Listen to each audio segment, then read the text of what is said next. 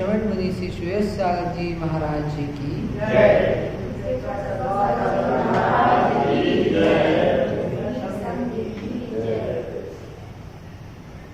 भगवान महावीर स्वामी की पावन चरण निष्ठा में हम विराजते हैं।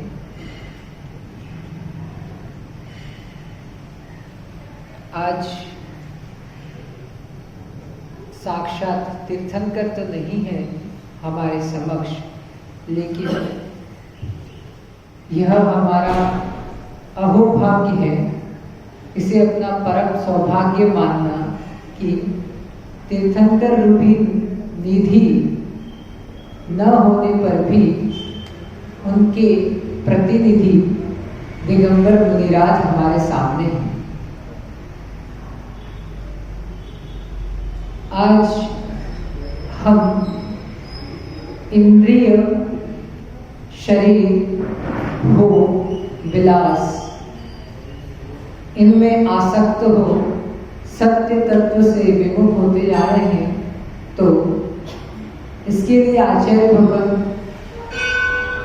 अकलंद स्वामी ने राजवार्तिक ग्रंथ में बताया है कि जो इंद्रिया है और आत्मा है दोनों कथनचित एक है और कथनचित दोनों भिन्न है।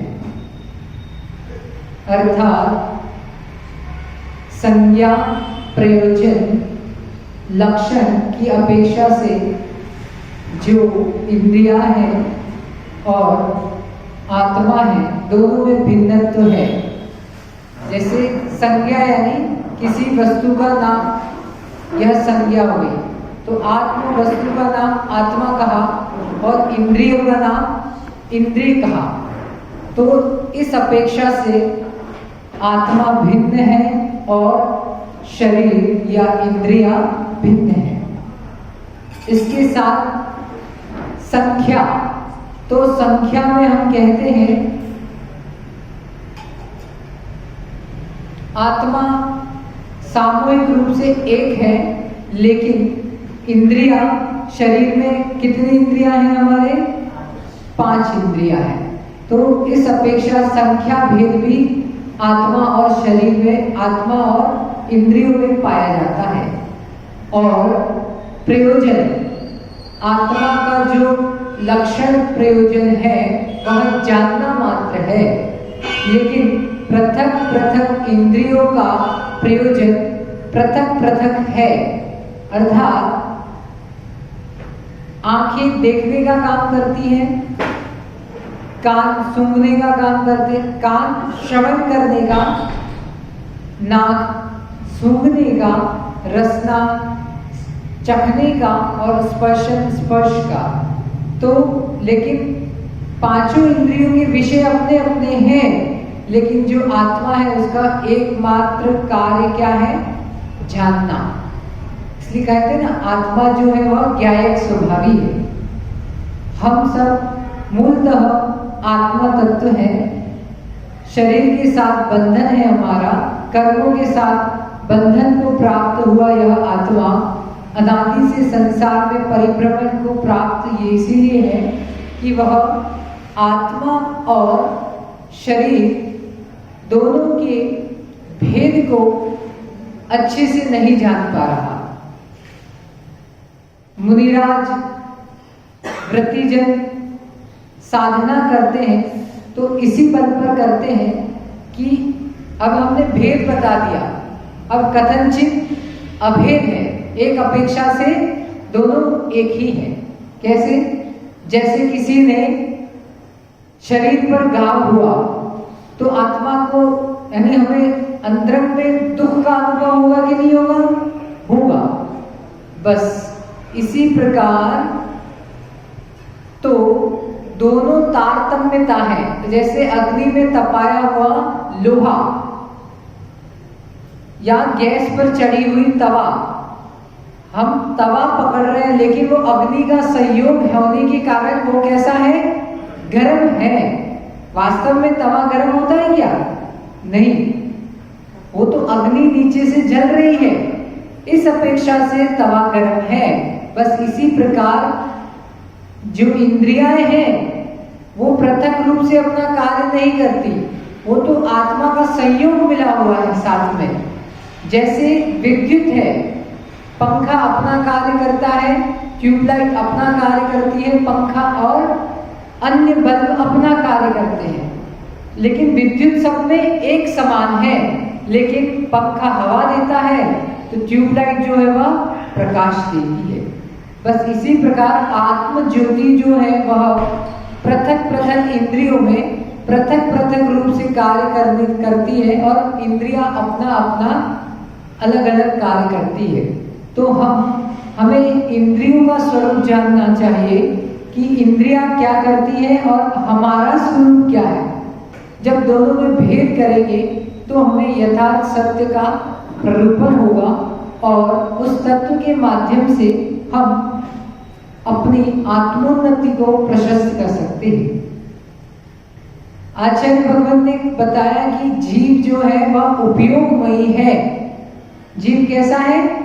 उपयोग के साथ है। चैतन्यानुविधायी परिणामा उपयोगा, कि जो चैतन्य के अनुविधायी परिणाम है वह उपयोग कहलाते।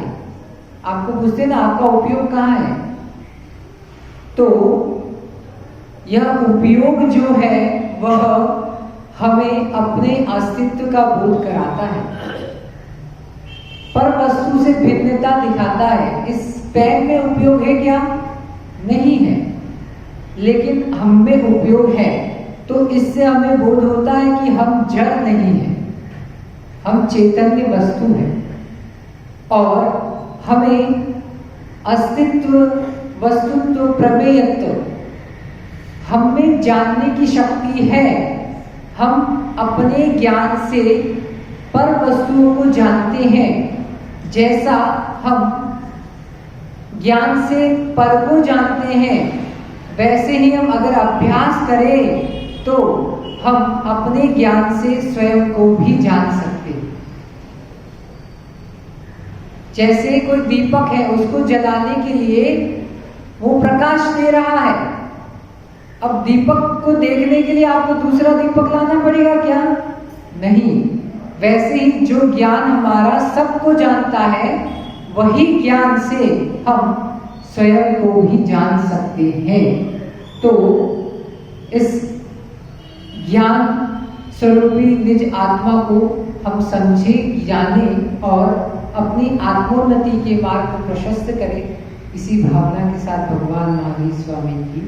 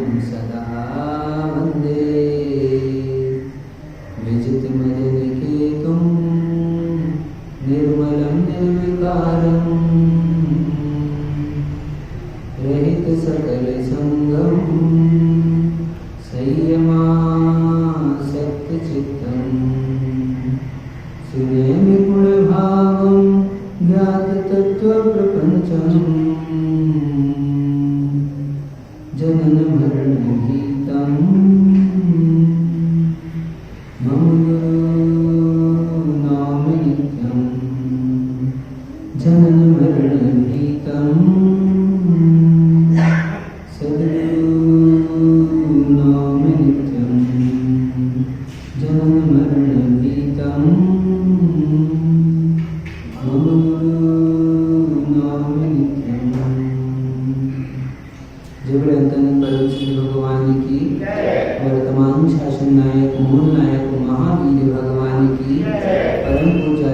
भगवान तिरुवल्लाचार्य स्वामी महाराज की, परम पूज्याचार्य भगवान विशुद्ध सागर जी महाराज की, 3,9 करोड़ मेराजों की, अहिंसामय विश्व जैन धर्म की, जयवाणी माता की।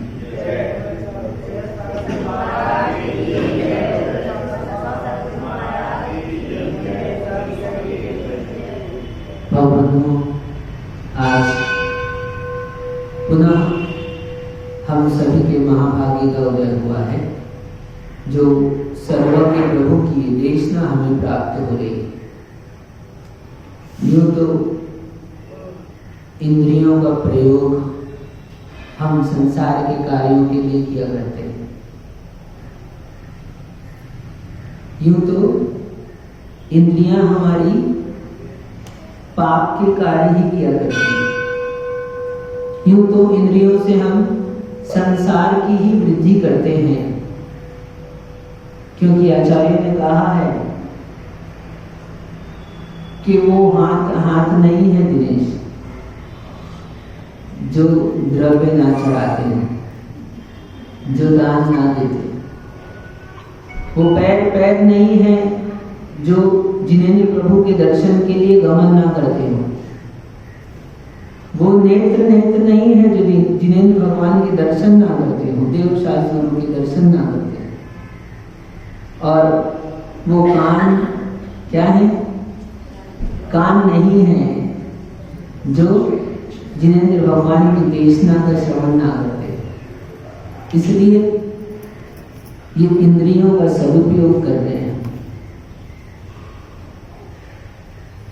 भगवान का दर्शन करना, भगवान की देशना का श्रवण करना, इससे बड़ा इंद्रियों का और कोई सदुपयोग नहीं हो सकता।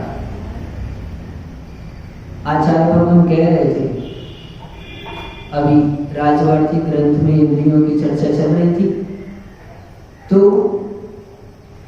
जगत में सबसे श्रेष्ठ कोई इंद्रिय है अध्यक्ष जी, तो कर्ण इंद्रिय। आचार्य बाबू ने सूत्र दिया, स्पर्शन रसना घ्राण चक्षु श्रोत्राण। तो श्रोत इंद्रिय को सबसे आखिरी में रखा डॉक्टर साहब, तो कहा कि श्रोत इंद्रिय सबसे अधिक उपकार करती है। सबसे बड़ी उपकारक श्रोत इंद्रिय है। क्यों उपकार करती है? क्योंकि श्रोत इंद्रिय के माध्यम से ही हम सर्वज्ञ की देशना का श्रवण करते हैं। श्रोत इंद्रिय के माध्यम से ही हम सत्य को जान सकते हैं और सत्य को जानकर फिर आचरण में ला सकते हैं। श्रोत इंद्रिय के माध्यम से ही हम भगवान की वाणी का पान करते हैं। तो एक प्रश्न वहां पर और उपस्थित हो गया, शायद आपके मन में भी आ सकता है। आचार्य भगवान जो प्रश्न श्रोताओं के मन में उपस्थित होता है तो वो लिपिबद्ध कर लेते हैं एक प्रकार से। और पहले ही कहा है आचार्य प्राग एव दृष्टोत्तरा, यानी आप क्या पूछने वाले हैं या आपके मन में क्या प्रश्न हुआ है, क्या जिज्ञासा हुई है, या हमने जो कहा है उससे आपको कौन सा प्रश्न उपस्थित हो सकता है, ये जानकर वो पहले ही उत्तर दे देते। तो वहां पर उन्होंने स्वयं प्रश्न कर लिखा कि यदि आप श्रोत इंद्रिय को कह रहे हो उपकारी है, तो श्रोत इंद्रिय से ज्यादा तो रसना इंद्रिय उपकारी है। क्योंकि रसना है तब बोल रहे हैं और बोल रहे हैं तब सुन पा रहे हैं। तो रसना इंद्रिय को उपकारी कहना चाहिए था। तो आचार्य भगवान ने कहा कि नहीं, रसना इंद्रिय यद्यपि उपकारी है, हम मानते हैं, लेकिन उसकी विवक्षा यहां पर नहीं है। सर्वज्ञ जो है वो सुनते तो नहीं है लेकिन बोलते हैं। तो इसलिए भी रसना को बड़ा कहो कि सुनते नहीं है, बोलते हैं। तो उन्होंने कहा नहीं, ऐसा नहीं। रसना इंद्रिय से ज्यादा श्रोत इंद्रिय उपकारी है, क्योंकि रसना इंद्रिय से वक्तृत्वपना कब आता है? जब व्यक्ति को किसी को सुना जब जो सुन सकता है वही बोल सकता है। आप देखोगे बच्चे होते हैं, छोटे छोटे बालक होते हैं, यदि बालक का कान खराब है तो अब वो बोल नहीं पाए। क्यों? बोलने की शक्ति है, बोलने की सामर्थ्य सब है, लेकिन बोल क्यों नहीं सकता? क्योंकि उसने सुना नहीं है। तो इसलिए यदि आप कह रहे हैं कि बोल रहे हैं उपदेश तो रसना इंद्रिय से हो रहा है, तो रसना इंद्रिय को ज्यादा उपकारी मानो, क्योंकि उपदेश आप सुन कब रहे हो? जब हम बोल रहे हैं, और हम नहीं बोलते तो आप सुन नहीं पाते। तो आपका प्रश्न तो यही है कि रसना इंद्रिय को बड़ा बढ़ाओ, लेकिन हम कह रहे हैं कि हम कब बोल पा रहे हैं? जब हमने गुरु जी को सुना है तभी हम बोल पा रहे हैं। यदि हमने गुरु जी को नहीं सुना होता तो हम बोल नहीं सकते थे। तो इसलिए श्रोत इंद्रिय ज्यादा उपकारी है। इसलिए सुनना, यदि किसी को बोलना सीखना है तो सुनना सीखो। सुनने के बहुत गुण होते हैं। जिसको सुनना आता है वो सुखी रहता है, और जिसको सुनना नहीं आता, क्यों? कारण है भी सुनना आना चाहिए। घर में रहते हो, गृहस्थी में रहते हो तो सुनना सीखो। सुनना एक बहुत बड़ी कला है।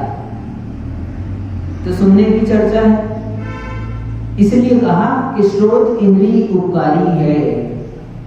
उपकार भगवान की देशना का तो है ही, लेकिन यदि हमारे कर्ण नहीं होते तो क्या होगा?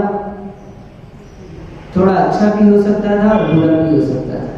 अच्छा इसलिए होता कि बहुत सारी अनर्गल बातें अध्यक्ष जी, है ना, अपने को सुनाई नहीं पड़ती, तो वो भी फायदे की बात है। क्योंकि जितना सुनकर विकल्प होता है ना, उतना देखकर नहीं होता। बस किसी की सुन ली तो अब मन में चलता रहेगा, विकल्प चलता रहेगा। कब तक? कोई अंत नहीं है उसका। तो इसलिए कभी कभी कम सुनना भी हमें दिया फायदेमंद होता है। क्या? कोई अपनी बुराई कर रहा हो, अपन ने सुन लिया, अब सुन लिया तो हाँ, अब हो गए परेशान, और अपन भी हो गए और अगला भी परेशान हो जाएगा। कल चल रही थी अपनी चर्चा निंदा की। क्या कहा था? पर निंदा भयम यस्य बिना दानम न भोजनम। तो निंदा की चर्चा चल रही थी। वास्तव में निंदा करना अच्छी बात नहीं है। निंदा करने से जो भय खाता है, अपन निंदा की चर्चा कर रहे थे कि निंदा करने से भय होना चाहिए। जो निंदा करने से भय खाता है और जो दान देकर भोजन करता है, उसका वंश चला करता है। लेकिन आप लोग नहीं होते तो क्या? समझना है, गहरी बात कह रहा हूं सुरेश भैया। आप लोग नहीं होते तो हम सुनाते क्या अभी? हाँ दिनेश भैया बोलो, आप लोग नहीं होते राशि में तो हम सुनाते क्या? तो नहीं सुनाते। तो इसलिए निंदा की हम बात कर रहे हैं। निंदा करना अच्छी बात नहीं है, बुराई करना अच्छी बात नहीं है। निंदा से भय खाना चाहिए, लेकिन उससे भी ज्यादा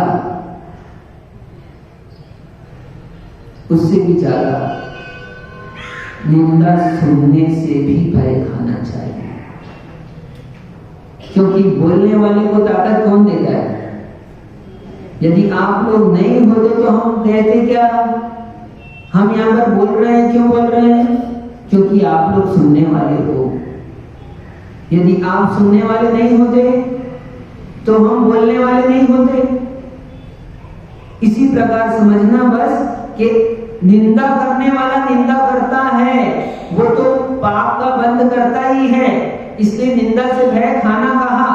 लेकिन अब निंदा करने वाला निंदा भले करे, लेकिन उसको ताकत कौन देता है? आप देते हो। निंदा सुनने में बड़ा मजा आता है। क्या? निंदा सुनने में बड़ा रस आता है और अच्छे अच्छे आदमी रस लेते हैं। अपनी निंदा करे तो नहीं लेंगे रस, तो रस नीरस हो जाएगा। तब तो यदि रसगुल्ला भी खा रहे हैं हम और हमारी निंदा करते कोई हमारे सामने में, तो बस वो रसगुल्ले का स्वाद क्या होता है? वो मीठा रसगुल्ला भी कैसा हो जाता है? कैसा हो जाता है? वो मीठा रसगुल्ला भी, अब मीठा पाना उसका विरूपिया नष्ट हो जाता है। तो निंदा सुनने में बड़ा रस आता है, बहुत बहुत आनंद आता है। जैसे बच्चे को देखना, आप कभी लॉलीपॉप चूसते देखा बच्चों को? हाँ, कैसा लगता है? नहीं देखा तो आप तो बचपन में रहे ना, हाजमोला खाया? हाजमोला मुंह में रहती है, हाजमोला की गोली, कैसा रस आता है? बस उस हाजमोला में जैसा रस नहीं आता, चॉकलेट चूसने में जैसा रस नहीं आता, ऐसा निंदा सुनने में रस आता है। बहुत मजा आता है। दूसरे की निंदा सुनते हैं तो बहुत अच्छा लगता है। लगता है नहीं लगता? और कहते हैं अपन, वो कहता है और बताओ फिर क्या आगे? कहते कि नहीं कहते? वो बोलकर मान लो थोड़ा रुक भी जाए तो हम और उसको पूछते हैं फिर और क्या हुआ, आगे क्या होगा, फिर बताओ। क्यों? रस आता। यदि रस नहीं आ रहा होगा तो आप उससे और कहने को नहीं कहते। कमल दादा, बड़ा खूब इतना अच्छा स्वाद आता है, एकदम डिफरेंट। जो पांच रस, 6 रस कहे ना, वो 6 रस फीके हैं। वो 6 रस फीके हैं, ये 7वां रस है, 7वां रस स्पेशल। सबका मिला दो तो भी ऐसा रस ना बने, ये 7वां रस। कौन सा? दूसरे की निंदा सुनने का रस, ये 7वां रस है। इतना मधुर लगता है, इतना मगन हो जाता है आदमी कि बस सुनते जाओ सुनते जाओ। हमारे शत्रु की निंदा हो, हमारे प्रतिद्वंदी की निंदा हो, हमारे विरोधी की निंदा हो, तो उनको बहुत रस आता है। और जब हमारी निंदा होने लगे तो वो 8वां रस हो गया। यूं तो साहित्य में 9 रस होते हैं, कहीं 10 भी होते हैं। हाँ, वो सब रस अलग, ये रस निंदा का रस। तो निंदा करने वाले को ताकत हम देते हैं। किसी की ताकत नहीं कि वो निंदा कर सके। यदि सुनने वाला ना हो तो निंदा करने वाला निंदा नहीं कर सकता। हम सुनने वाले उसको रस देते हैं, इसलिए वो निंदा करता है। तो जितना सुनाने वाला दूसरे की निंदा करने वाला पाप का बंद करता है, उससे ज्यादा पाप हमारा हुआ। यदि हम उस निंदा का रस ले रहे हैं और उसको निंदा के लिए प्रोत्साहित कर रहे हैं। इसलिए कभी किसी दूसरे की निंदा कोई कहे तो क्या, भले ही खाली बैठो, वीरू भैया आपका घर बहुत, मकान बहुत बड़ा है कि नहीं? ठीक है ना? अच्छा बड़ा मकान बनाया तो कोई एक खाली रूम भी होगा आपके मकान में, है? तो एक आध खाली रूम हो संजय भैया, तो आपकी तो नगर पालिका में बहुत सेटिंग है। तो किसी को भरना हो, बोले रूम को भर दो, तो क्या करो? नगर पालिका का कचरा है, एक ट्रक तुमने उस दिन 2 दिन भोजन कराए ना, तो एक ट्रक जमा हो गया। तो एक ट्रक जमा हो गया नहीं भाई, तो उसको क्या करना? वीरू भैया अपना घर खाली है तो घर को भरना चाहिए अपने को। तो क्या ऐसा करोगे आप कि कहोगे कि अमित भाई एक काम करो, ये ट्रक है ना, ये हमारे घर में खाली करवा देना? करते हो ऐसा? अच्छा लगेगा क्या? और मान लो ऐसा कराएं तो क्या कहोगे आप? आपका घर खाली है तो घर को खाली नहीं रखना चाहिए, घर को भर दो। तो भर दो तो किससे भर दो? तो भैया नगर पालिका का ट्रक जा रहा है, इसी से भर दो। डॉक्टर साहब अच्छा है कि बुरा, सही है कि गलत? गलत है ना? नहीं तैयार हो गए आप भरने के लिए। वास्तव में यदि घर खाली रख लेना अच्छा है, लेकिन नगर पालिका के कचरे से घर को भर लेना ये कोई बुद्धिमानी का काम नहीं है, ये कोई होशियारी का काम नहीं है, ये कोई विवेक की बुद्धि नहीं है, ये कोई श्रेयस्कर कार्य नहीं है। इससे अच्छा होता कि तुम खाली ही रहने देते उसको। बस ऐसे ही समझना, जैसे घर का खाली रख लेना श्रेष्ठ है, लेकिन कचरा भरना वो श्रेष्ठ कार्य नहीं है। बस ऐसे ही अपन खाली बैठ जाओ, कुछ नहीं है, सो जाओ, कोई काम नहीं है तो सो जाओ, वो श्रेष्ठ है। लेकिन खाली बैठे हैं तो खाली बैठे तो सुना तो लिया भाई, हाँ, तो खाली बैठे हैं और सुना दे, इसका मतलब दूसरे की निंदा से अपना खाली टाइम पास करना, यानी कि नगर पालिका के कचरे से अपने घर के भरने जैसा है। क्या करेगा वो? अब वो अपन ने तो सोचा कि खाली है, टाइम पास हो रहा है, टाइम पास हो रहा है तो भर लिया अपन ने, तो अब वो सड़ान देगा आपको। जो दूसरे की निंदा का कचरा आपने भर लिया है, अब वो आपके अंतरंग में बदबू उत्पन्न करेगा, दुर्गंध उत्पन्न करेगा, सड़ान देगा, अब वो नष्ट कर देगा। जो पूरा शेष भवन था, स्वच्छ भवन था, हाँ, वो भी कैसा हो जाएगा?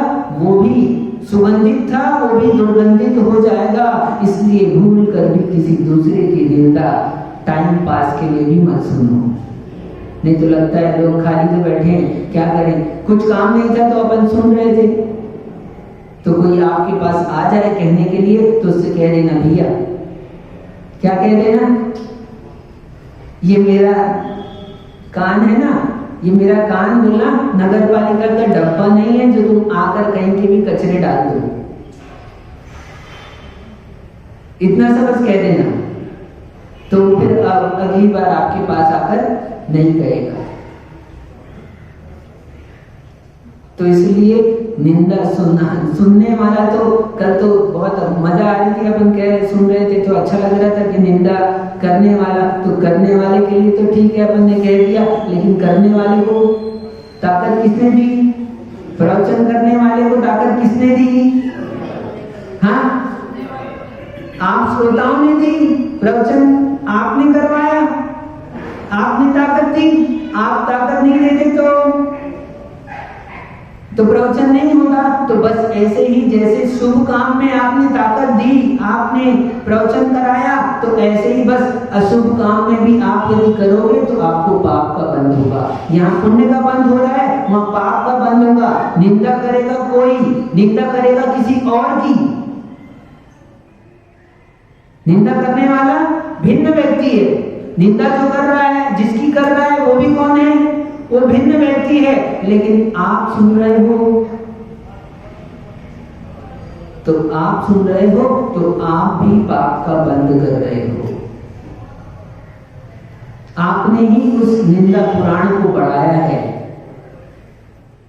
इसलिए आचार्य भगवान ने कहा कि निंदा भयम यस्य, पर निंदा भयम यस्य, जो दूसरों की निंदा करने से भय खाता है, जिसको दूसरों की निंदा करने से भय उत्पन्न होता है, और बिना दानम न भोजनम, और जो बिना यानी कि दान दिए बिना भोजन नहीं करता, यानी दान देकर ही भोजन करता है, तो कृतिनस्य निर्बीजो वंशो नैव कदाचन, उसका वंश कभी भी निर्बीज नहीं होता, यानी उसके वंश की संतति चलती रहती है। इसलिए निंदा से बचो। करने से तो बचते ही हैं, करने से तो बच जाता है आदमी, लेकिन निंदा सुनने से भी बचो। धन्य हैं आप लोग इस श्रोत इंद्री का सदुपयोग कर रहे हैं, ये जिनवाणी का श्रवण कर रहे हैं। और ये नहीं श्रवण करते तो निश्चित मान के चलना कुछ अन्य श्रवण करना पड़ता।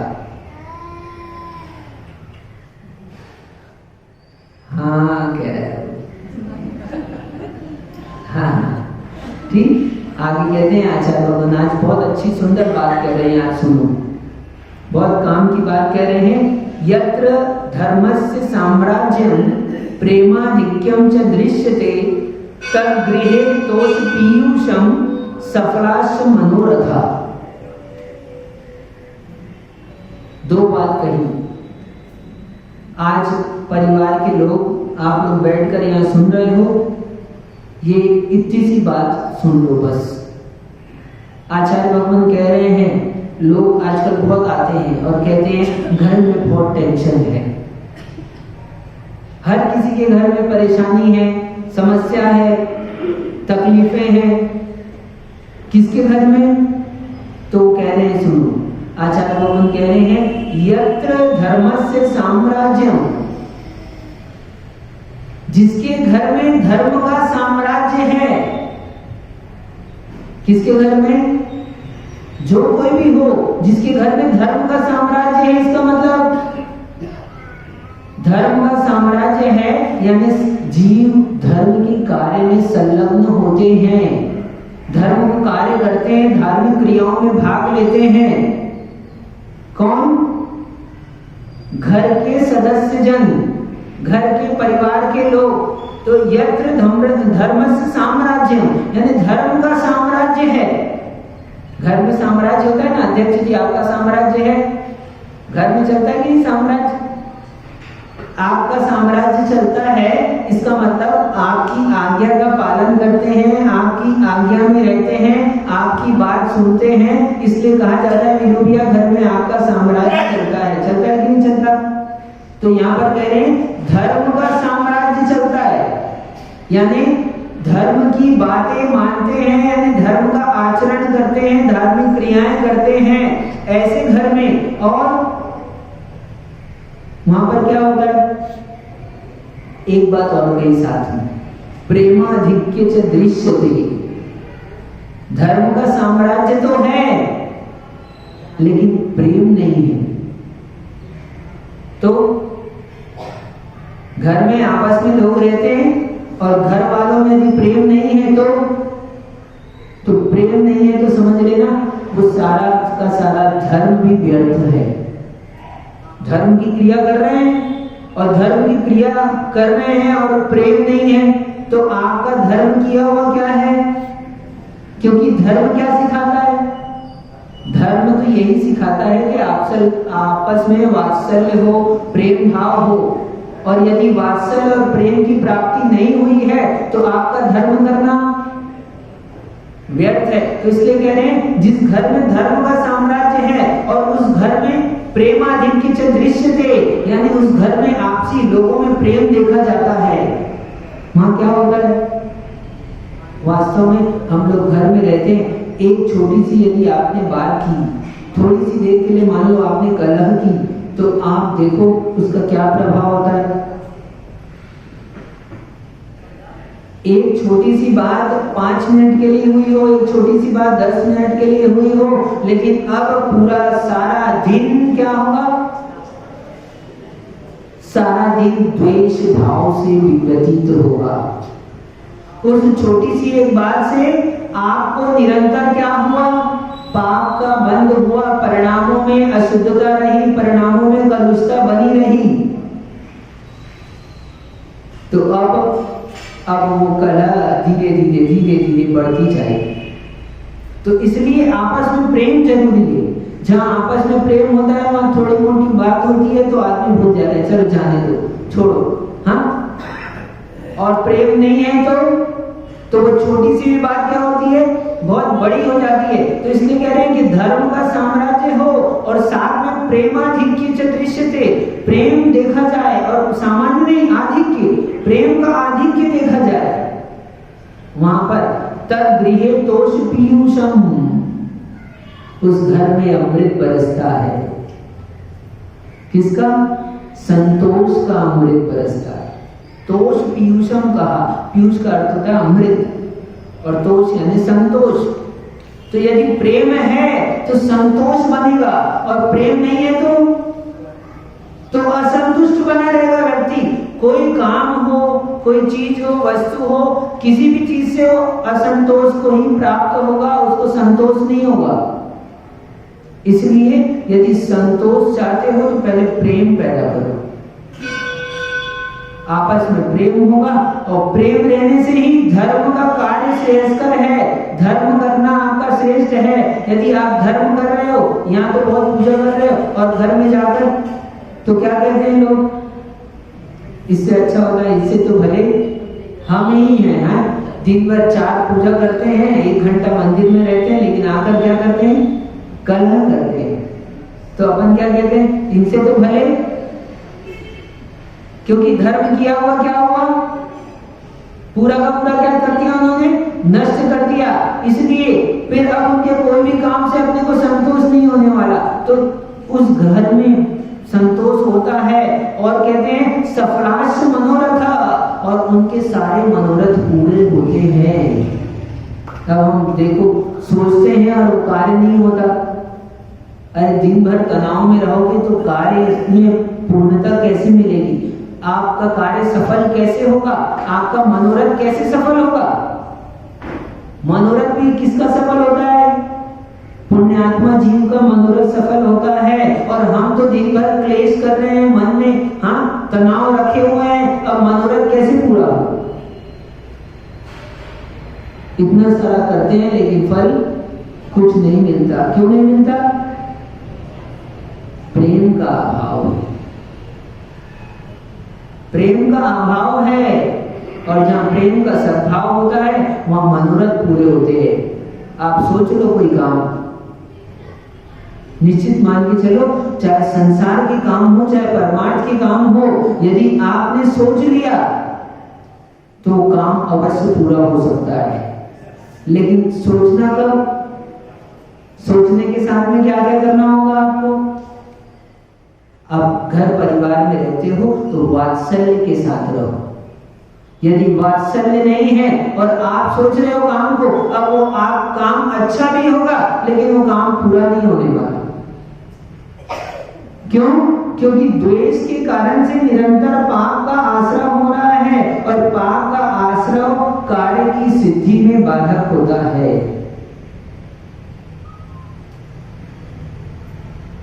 कोई भी कार्य की सिद्धि कब होती है?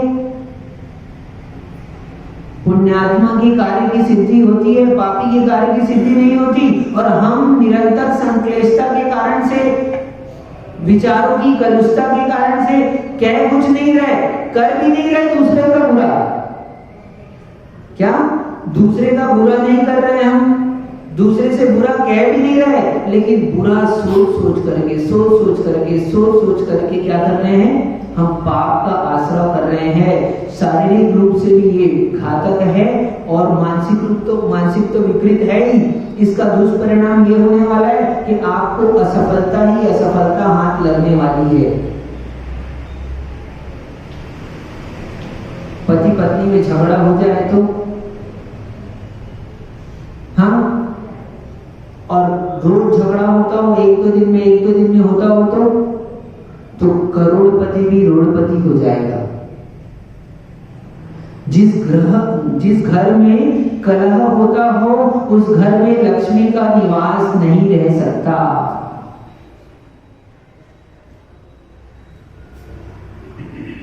इसलिए आप चाहते हो फायदा हो, लाभ हो, उन्नति हो, तो उन्नति चाहते हो तो सबसे पहले एक काम करो। क्या? घर में प्रेम बरसाओ, प्रेम से रहो। प्रेम बरसाओगे तो प्रेम प्राप्त होगा। और आप इसके विपरीत द्वेष बरसाओगे तो प्रत्येक क्रिया के विपरीत प्रतिक्रिया होती है। आप एक विपरीत बात कहोगे, आपको 4 विपरीत बातें सुनने को मिलेगी। आप एक प्रेम की बात कहोगे, आपको 4 प्रेम की बातें मिलेगी। तो आचार्य भगवान ने इसलिए गृहस्थ आश्रम में सूत्र दिया कि जिस घर में कह रहे हैं क्या कि कहते हैं कि जिस घर में स्नेह और प्रेम का निवास है, जिसमें धर्म का साम्राज्य है, वहां संपूर्णतया संतुष्ट रहता है और उसके सब उद्देश्य सफल होते हैं। संतोष नहीं हो रहा हमको, तो संतोष का नहीं होने का कारण भी प्रेम है। यदि आपस में प्रेम होता है तो थोड़े से में भी आदमी संतोष प्राप्त कर लेता है, और प्रेम नहीं होता है तो थोड़ा भी लाकर देता है तो क्या लगता है? हाँ, कम है, कम। लाख रुपए भी हो तो कम मालूम होता है, और 10 लाख भी हो तो कम मालूम होता है। दृष्टि की बात है। प्रेम होता है तो कम में भी वो बहुत दिखाई देता है, और प्रेम नहीं है तो बहुत में भी कम दिखाई देता है। आप प्रेम से किसी को दो, कितनी चीजें, थोड़ी सी सामग्री यदि आप प्रेम से उसको देते हो तो उस सामग्री को लेता है और रखता है पास में कि इन्होंने बहुत प्रेम से दी है, बहुत वात्सल्य से दी है, इनकी ये छोटी सी चीज भी क्या है, हमारे लिए मूल्यवान है। हम देखते हैं कई लोग आते हैं हमारे पास से, बोले महाराज एक पंख दे दो, पंख। हम बोलते हैं ये पंख का क्या करोगे? हम कहते हैं भैया पंख नहीं, तुम तो ऐसे काम करो, पूरी पीछी ले लो। हाँ, पूरी पीछी ले लो। तो बोले नहीं, पीछी नहीं चाहिए। सही है, पीछी लेने में तो बहुत मेहनत लगती है। आने वाला है पीछी परिवर्तन का समय, तैयार हो जाओ, मन बना लो। अभी किसको लेना है पीछी? हाँ, लेना है किसी को? तैयार है? अच्छा, सही है। नई देखी पुरानी? अच्छा, अरे नई चीज अच्छी लगती है कि पुरानी? बोलो नई अच्छी कौन सी चीज होती है? बोलो नई अच्छी होती है कि पुरानी? अच्छा, ओल्ड इज गोल्ड। अच्छा, तुम बहुत ज्ञानी जीव है। अपने मन का सूत्र रहता है ना, कहाँ लगाना है सूत्र वहां लगा देते हैं। देखो अभी कह रहा है ओल्ड इज गोल्ड। शादी करने गया था तब नहीं बोला ओल्ड इज गोल्ड। हाँ, अभी ओल्ड इज गोल्ड बोल रहा है। देखो देखो दिनेश भाई, ये सूत्र है हमारे पास है तो कह देते हैं हम, ठीक है। तो अभी कह रहे हैं ओल्ड इज गोल्ड, सही है। पुरानी पीछी का महत्व अलग ही होता है, लेकिन उससे ज्यादा नई पीछी का महत्व होता है। इसलिए पुरानी में मत लगाओ, तुम तो अब नई पीछी लेने का मन बनाओ। क्या ऐसा मन बनाओ कि हमको रासू भाई नई पीछी मिले, पुरानी नहीं। तो कह रहे थे हम कि एक लोग आते हैं तो क्या होता है, कभी कभी एक जने को देखा, कुछ नहीं, महाराज ने क्या दी, पेंसिल दी है। कितने में आती संजय में पेंसिल? 1 रुपए, 2 रुपए, 5 रुपए की पेंसिल है, लेकिन वो महाराज ने दी। हाँ, क्या महाराज ने दी बोलकर वो बालक इतने प्यार से ले जाता है और इतने संभाल कर रखता है, और जब लौट कर आता है तो फिर कहता है, साल भर बाद भी लौट कर आता है, तो महाराज जी आपने पिछले बार वो पेंसिल दी थी, हमको को अपन तो रोज बांटते रहते हैं, मान लो आ गई, संजय भाई ने ला दी, हमको दे दी, हमने आपको दे दी, हम कहाँ से लाएंगे? और कहीं से लाते नहीं है, वो तो आती है तो दे देते हैं। तो राजेश भाई आपने लाया, आपने दिया, हमने दे दिया, तो दे दिया, तो वो इस पेंसिल को क्या कहता है, ये तो बहुत काम की है। क्यों? किस काम की है? कितनी मूल्यवान है? कितनी कीमत है उसकी? कीमत वस्तु की नहीं होती, कीमत वस्तु की नहीं होती, कीमत होती है श्रद्धा की, कीमत होती है प्रेम की, कीमत होती है वात्सल्य की। तो हम कह रहे थे जिस घर में प्रेम होता है तो वहां पर थोड़ी सी भी कीमत आपने दी है, थोड़ा सा ही मूल्य चुकाया है, थोड़ी सी वस्तु आपने प्रदान की है, तो अब थोड़ी सी ही वस्तु यदि प्रेम के साथ दी है तो वो वस्तु मूल्यवान है। इसलिए प्रेम जरूरी है। तो घर में प्रेम रहेगा, जिस घर में प्रेम होता है, जिस घर में स्नेह रहता है और जिस घर में धर्म का साम्राज्य होता है। धर्म के संस्कार अपने बच्चों में अभी से डालो, ताकि भविष्य में भी आपको क्या, आज उंगली पकड़कर आप यदि मंदिर लेकर आते हो, आपने इसको गोदी में लेकर आए ना, ये बेकार गया मत समझना। यदि आप उस बच्चे को गोदी में लेकर आते हो और उसके ये संस्कार बने रहे, तो जैसे आज आप अपने पिता की सेवा कर रहे हो ना, ऐसे ही कल आप जब आने की सामर्थ्य नहीं होगी तो हाथ पकड़कर आपको मंदिर लाएगा, हाथ पकड़कर लाएगा। तो इसलिए धर्म के संस्कार की वृद्धि करो। हमारे घर में धर्म का साम्राज्य हो, टीवी का साम्राज्य नहीं हो, मोबाइल का साम्राज्य नहीं हो। है फैला हुआ अभी जो साम्राज्य खूब जोरों से चल रहा है। हाँ, किसका साम्राज्य है घर में? मोबाइल का साम्राज्य। 24 घंटा। हाँ, आदमी से कहा सुनो, अभी चतुर्दशी का उपवास था तो मैंने कहा उपवास कर लो, तो बोला ठीक है महाराज। ऐसे जीवन में तो क्यों 36 साल में राजू कभी उपवास किया नहीं, लेकिन उपवास कर लिए। और मैंने कहा ठीक है तुम उपवास कर रहे हो, वो एक जने तैयार नहीं हुआ, तो मैं अपना बोला अच्छा एक काम करो, तुम कल मोबाइल का उपवास कर लो। क्या मोबाइल का उपवास कर लो कि एक दिन के लिए मोबाइल अलग कर लो अपने पास से? तो वो बोलता है महाराज ठीक है। बोले ये ऑप्शन नहीं, पहले वाला ठीक है, मैं उपवास कर लेता हूं। यानी भोजन छोड़ सकता है व्यक्ति। हाँ, भोजन छोड़ने को तैयार है, भोजन का उपवास कर लेगा, लेकिन मोबाइल का उपवास, मोबाइल का उपवास नहीं कर रहा है। कुछ लोगों ने किया है ऐसे, यहाँ प्रयास किया है, सराहनीय प्रयास है। 10 लक्षण में कुछ ऐसे व्यक्ति रहे जिन्होंने 8 दिन 10 दिन तक मोबाइल का प्रयोग नहीं किया, 8 दिन 10 दिन का मौन रखा। हमने तो 1 दिन का कहा था, लोगों ने बहुत प्रयास किया, कोशिश की, मौन रखा, तो ये अच्छी बात है। तो ये ऐसे संस्कार करने से, ऐसे कार्य करने से हमारे घर में धर्म का साम्राज्य होता है। यदि हम धर्म की क्रिया हम स्वयं करते हैं, तब तो धर्म का साम्राज्य फैल पाएगा। और हम स्वयं वो कार्य को ना करें और धर्म उसका साम्राज्य फैलाना चाहें तो नहीं फैल सकता है। तो 24 घंटे और तो और टॉयलेट में भी मोबाइल पास में होता है, साथ में होता है। बहुत हानिकारक चीज है। हानिकारक तो है शारीरिक रूप से भी, मानसिक तो है। हाँ, कितना समय हमारा व्यर्थ में चला जाता है। 1 घंटा प्रवचन सुनने के लिए टाइम आप लोग तो निकाल कर आए हो, लेकिन कहोगे तो आदमी टाइम नहीं निकालेगा। क्यों?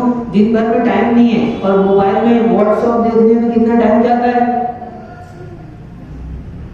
कितना टाइम वेस्ट होता है,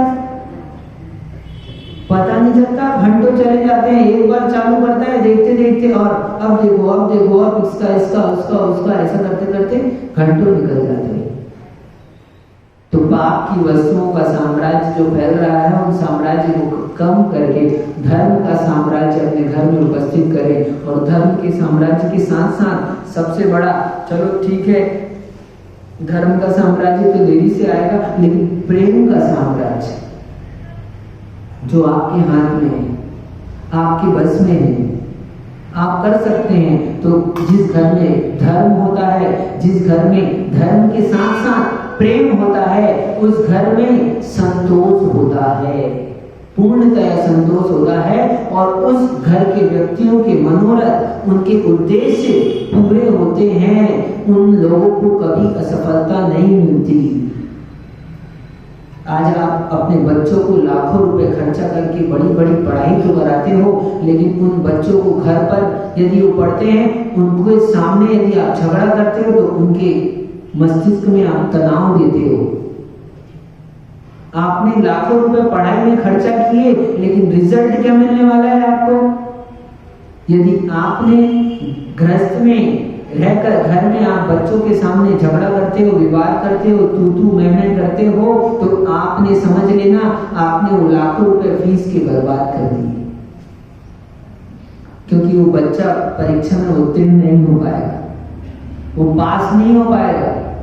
बड़ी बड़ी एग्जाम में आजकल कितने रुपए खर्चा करते हो, ट्यूशन लगाते हो, लेकिन उसके पास में क्या है? शिक्षा तो मिल रही है, लेकिन प्रेम मिल रहा कि नहीं मिल रहा? प्रेम नहीं मिल रहा। यदि आपने बच्चे को तो प्रेम दिया, लेकिन अन्य को नहीं दिया, उसके सामने में अन्य से आपने द्वेष किया ना, वो द्वेष आपका लौटकर आपके बच्चे के और आपके बीच में आ चुका है। आपने बच्चे से द्वेष नहीं किया, बच्चे से तो प्रेम किया, लेकिन द्वेष किससे किया? बहू से द्वेष किया। तो अब वो बहू से आपने द्वेष किया है, तो अब आपके और बच्चे के बीच में वो द्वेष आ गया है। इसलिए कह रहे हैं, आप जिन लोगों के साथ में रहते हो, जैसे भी लोगों के साथ में रहते हो, प्रेम का होना आवश्यक है, वात्सल्य का होना आवश्यक है। यदि वात्सल्य और प्रेम नहीं है तो फिर आपके मनोरथ पूर्ण नहीं होने वाले, फिर उद्देश्य में आपको सफलता नहीं मिलने वाली। ये बहुत आचार्य भगवान एक एक पंक्ति में एक एक सूत्र दे रहे हैं। अपने को ज्यादा पूरा शास्त्र याद नहीं करना, पूरी बातें याद नहीं करना, एक लाइन भी इसकी हमारे जीवन में अंतरंग में उतर गई ना, तो समझ लेना ये पूरा ग्रंथ सफल हो गया। हम तो यही मानकर उपदेश कर रहे हैं, हम नहीं मानते कि आप सब सीखते हो, हम तो इतना मानते हैं कि हम कह रहे हैं इन इतने जीवों में यदि एक जीव भी मोक्ष मार्ग पर आ गया, एक जीव ने भी अपनी आत्म कल्याण का मार्ग पकड़ लिया, तो हम समझेंगे कि हमारा यहाँ पर जसपुर नगर में चातुर्मास करना सफल हो गया। ज्यादा उम्मीद नहीं है, बस एक शेर एक ही बहुत होता है। जंगल में शेर एक ही बहुत होता है, तो ऐसे एक शेर तैयार हो जाओ, कहाँ गए पीछे परिवर्तन वाले, है ना? तो नई या पुरानी जो भी हो, ठीक है, तो पीछी आप लोगों को मिले।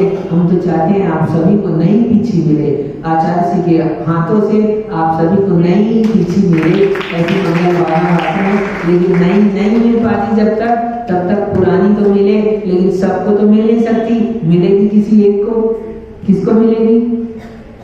जिसके भाग्य में होगी उसको मिलेगी। जो नियम संयम व्रत धर्म आचरण में आगे आएगा उसको मिलेगी।